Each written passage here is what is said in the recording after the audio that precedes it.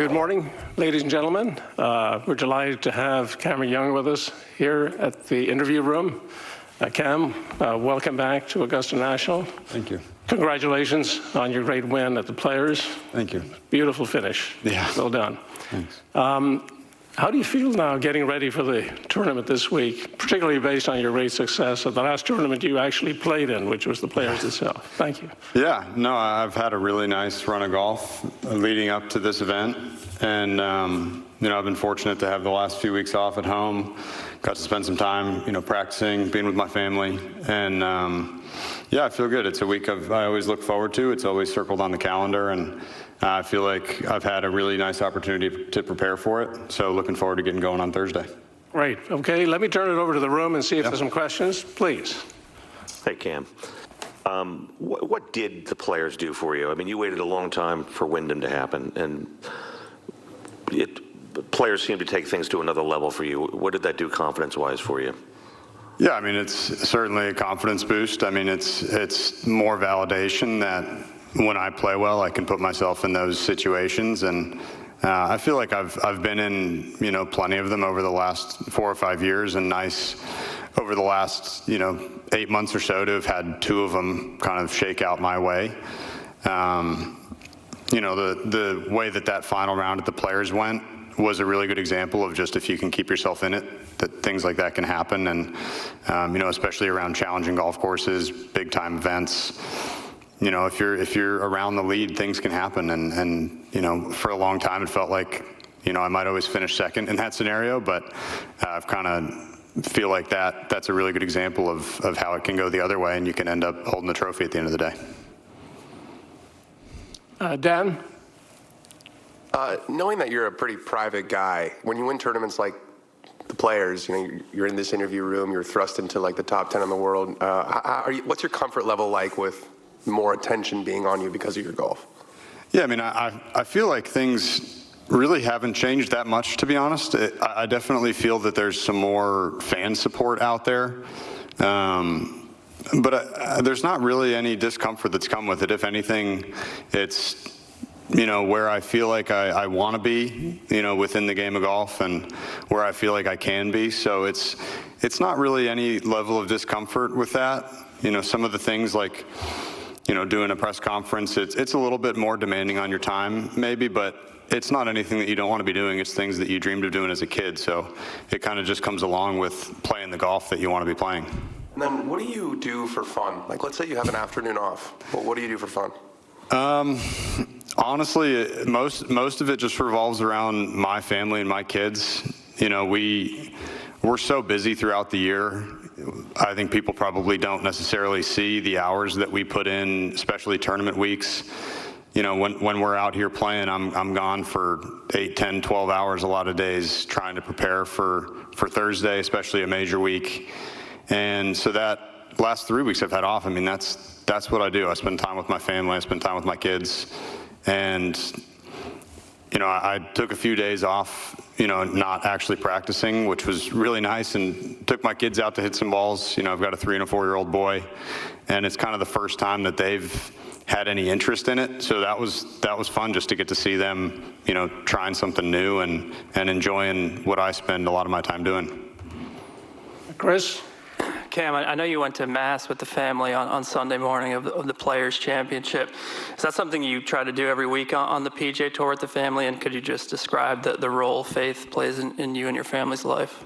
Yeah, I mean, our faith is very important to us. It's something that I feel like brings us together. It's very important, I think, for all of us to kind of have that part of our lives, be a central portion of what we do, individually and as families. So it's a nice opportunity for us to be together, to kind of share something together.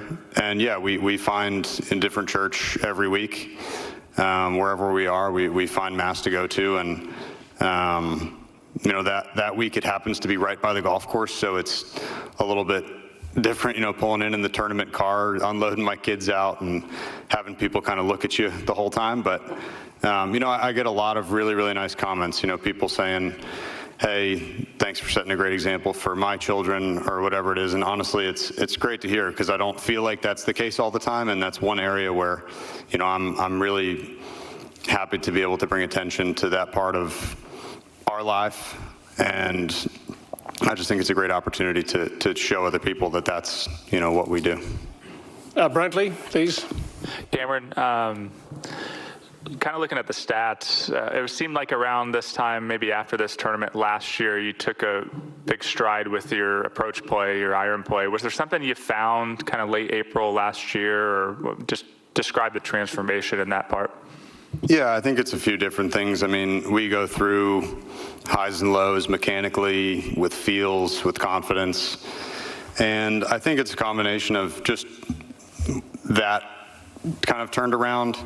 And then we spent a lot more time working with how, as opposed to looking at all normalized numbers, we spent a lot more time looking where things actually came down with certain winds and trying to spend some more time understanding how wind affects certain shots. And I think that it's not necessarily that I physically got so much better. It's just a little bit of a combination of that and also just learning, how to play some wind a little better and spending some more time just figuring out what actually happens and not what should be happening. And I think that's kind of translated into some better iron play. Anne, please. Thank you. Hi, Cameron. How do you balance staying patient out here with playing aggressively? Yeah, it's difficult out here. I think it's one of those places where if you're playing very freely, you have a ton of opportunities, and that can create a number of different situations. The ideal situation is that you're playing well, you're giving yourself tons of chances, and you can remain patient, knowing that more will come. But that gets hard when things start to go the wrong way. So it's difficult, but it's a long tournament. There's going to be highs and lows throughout the 72 holes that we play this week, and you really just have to try to remain, I suppose, optimistic that you're going to have more, and that each one that you make or miss doesn't make or miss your tournament. So it's really just a battle of trying to give yourself as many chances as you can, and know that if you continue to do that for the whole tournament, you should put yourself up there somewhere. Charlie. Cam, looking at some of the best wedge shots you hit on Sunday at the Players, the shot at 7, the shot at 15, it looked like you took a little more club and really controlled flight and spin in those situations. So then looking this week at the weather report where it's going to be dry, firm, not a ton of wind, and you're a high spin player, how does that inform your approach on strategy when you have short irons or wedges in your hand, the window, the spin you want to see those shots coming out of? Yeah, I think that the ability to flight it down at times can be really helpful out here, just because the wind does swirl through the pines. And, a lot of the battle out here is trying to avoid some of the bigger misses, avoid some of the places that are, undoable when the greens get fast. So it is definitely a tool, but each shot out here is so different. I feel that a change in hole location or wind direction, holes can play so differently, and there's just times where you have to really read the situation, and there's some that will feel good where you can be aggressive, and there's some times that you just, even though you have 120 yards and it seems like it should be an easy shot, there's times where keeping it in front of you and making sure that you have 25 feet for birdie instead of trying to get it closer is more important. So I think out here, you have to play each shot on a very individual basis, just given how much the wind can swirl and how much the greens can change over the course of the week. So yeah, I'll probably do a lot of that, but there will be times too that you have to hit it up in the air and try to stop it. So it's very, very dependent shot to shot. Mary Kate, please. Hi, Cameron. We all have associations with Amen Corner and the emotions that those 3 holes evoke. In your own words, how would you describe Amen Corner and the role that it plays here at Augusta National? I think that stretch of holes can be an incredible turning point in your round. I mean, there's 3 holes that you can take a lot of confidence from, especially you get through 11 well. 12 is a huge test of commitment, in my opinion. It's one of those where, you don't have full control over the ball. The wind is always a little bit of a question mark. So I think it's a really, really big opportunity to build some momentum in terms of just hitting solid, committed shots. So yeah, it's obviously a crucial stretch of the golf course, and there's times it can play difficult, there's times it can play a little bit easier. So it's really just a matter of trying to hit, your most committed, best shots of the day through there, and kind of see what you can take from those holes into the last, 6 holes of the day. John? Cam, you said last year it's about learning around here. This will be, I think, your 5th appearance. Mm-hmm. Is it a constant learning as you go, or what do you think is going to be your strength this week? Yeah, there is always some learning and some figuring out that you need to do over the first few days. There's always little changes that happen, and it's just a matter of kind of resetting yourself to know what you're comfortable with doing off each of the tees. That's the main thing for me. So I think there may be a strategic change or two that we make just to try to maximize the opportunities we have to make some birdies. But yeah, I mean, I feel like I have been around it enough. I'm pretty comfortable for the most part with our strategy and with the tee shots out here. So that's the main battle, is just finding a way to give yourself the most opportunities to hit greens and have putts for birdie and minimize some of the big mistakes. And as a follow-up, it's his first Masters. Yes. Are you trying to calm him down as you guys go this week? No, I don't think he needs it, to be honest. He's pretty comfortable with his role. He's done a great job. And so this week, yes, he's spending a little bit more time on his own out there walking and getting himself comfortable. But, he's had time to do it, and I would expect him to be fully ready come Thursday. I've got a few over here. First of all, Doug, please. Your boys have a pause at the top of their swing? Or No, not yet. Honestly, it's amazing watching them. Some of the things that just come naturally to a kid, the clubs are heavy for them, so they're kind of forced to use their whole body. And you see, the big weight shift into the right, and then they kind of take a step with the left and do a lot of the things that I think we probably wish we could do. They make a pretty athletic move at it. So no pause, but we'll see. Maybe it'll show up at some point. Cam, do you look at yourself as the number 3 player in the world? Are you any different as a player than after you won Wyndham or after you played in the Ryder Cup? I don't think necessarily. I think I have no idea what the stats would say, but I feel like I've played really consistent golf over the course of almost the last year, really. So I think it's been a long road to get to number 3. I've spent a lot of time between 15 and 20 over the course of the last few years, and then had a big dip at the beginning of last year. So it's really been kind of a long march back up. And to finally be, for the first time in my career, a top 10 player in the world is pretty cool, never mind top 5. So, yeah, it's where I want to be, and I feel like the golf I've played over the last year has really been good proof of that. Gary? Yeah, Cameron, during those close calls, the second places, especially in majors, what kind of sustained you? Did you, even if you didn't think so at the time, did you always look back and say there's a lesson to be learned with each one of those situations? And did that apply at Wyndham? Did that apply a couple of weeks ago? Yeah, I mean, I think if you look at all those times, none of the golf that I played on Sunday was bad. I think it actually was really, really good. I don't know what my scoring average was on those Sundays where I finished second, but it's something, 68 or maybe 68 point something. So in no case in any of those events did I throw away a tournament. And that's really the main thing that I could take away was, hey, I played some great golf, and although I didn't win, there's no negative to be taken from that. Sure, I wanted to win. Sure, I wish that I'd, shot one better a couple times. But at the end of the day, I was playing golf that was good enough to win tournaments. And, I just didn't have a day where something happened and I won. The Players, like I said before, is a good example of that. I don't think I necessarily played any better there than I did finishing, second at the British Open in 22 or third at the PGA in 22. It just so happened that, I was kind of at the end of the day given the opportunity to win by one instead of lose by one. I don't think it was particularly different. So, yeah, that's what I took from those. Joseph? Cameron, you're on a good run. The Wyndham, the Ryder Cup, the Players Championship, you're world number 3. When you walk around a golf course now, do you feel like you have a different respect you've gained from your peers?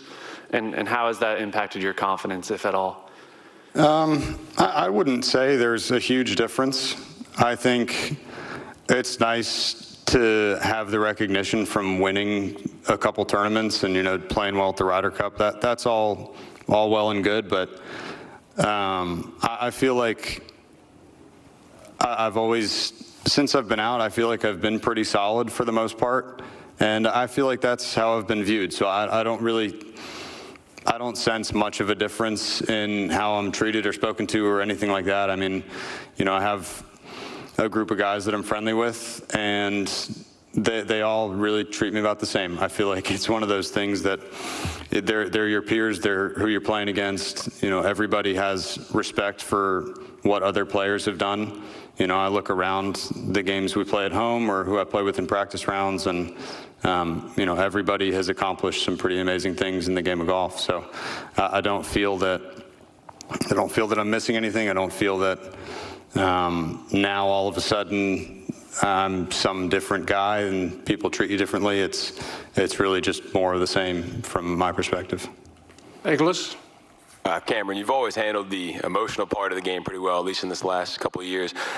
Even at the Players, kind of walking off 18, seemed pretty calm and subdued. Is that something that's come naturally to you, or did you have to work on that from earlier in your career? Yeah, I think it's something we all work on constantly.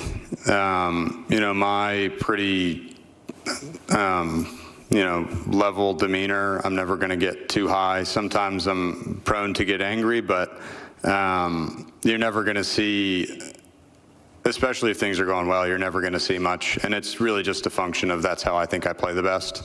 I don't think there's any reason to, if you get on a good run, get super high and then, inevitably something bad's going to happen. It just does. And there's no reason to have to come off of that high and try to go back. I'd rather just kind of take it as it comes and stay pretty level. James, please. Hey, Cameron, you've been pretty open about the impact that Kyle's had on your career. I'm just wondering if another pro came to you and was asking, what's the difference that a caddy could make in my career? Yeah. What would you tell them? Yeah, I think it is about finding the right fit. I've had kind of different style caddies throughout my career. I've had kind of every category that you could imagine, and I think Kyle just came along at a really good time. He's one of my closest friends, and he has a good head for the game of golf. So I think he's been a very important part of what's happened over the last year. And honestly, we're just enjoying it. We're enjoying doing it together, and he works really hard. I'm really grateful to him for that. He's putting a lot of himself into it, and I'm doing the same. So I think with kind of our heads in the same place and both trying to do our jobs the best we can, he's been great for me, and I look forward to seeing what we can do through this major season and through the rest of the year. Keith, please.